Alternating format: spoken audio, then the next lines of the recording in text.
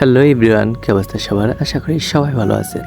সবাই কাশফুল রাজ্যে ঘুরতে যায়, তাই আমি আর আমার ভাগ্নি চলে আসি, মানে আমাদের ম্যাডামকে নিয়ে চলে আসি কাশফুল রাজ্যে। আর এখানে আসার আরও একটি কারণ হচ্ছে, আমার একটি সাদা শার্ট ছিল, আর এই শার্টটা ম্যাডামের এত পছন্দ হয়েছে, সে সব সময় গায়ে জড়িয়ে রাখতো। ম্যাডামকে প্রথমবার আমার শার্ট জড়ানোর পর এত কিউট লেগেছে যা বলার বাইরে।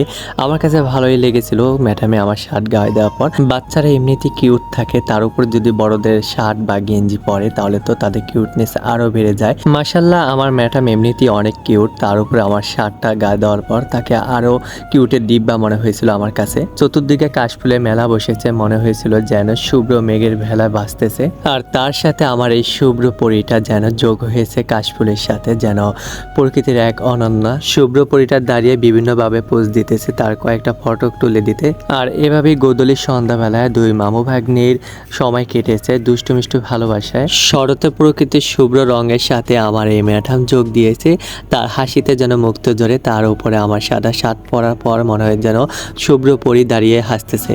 তো সবাই ভালো থাকবেন, সুস্থ থাকবেন। আর কারা কারা কাশফুল রাজ্যে ঘুরতে গিয়েছেন কমেন্ট করে জানাবেন।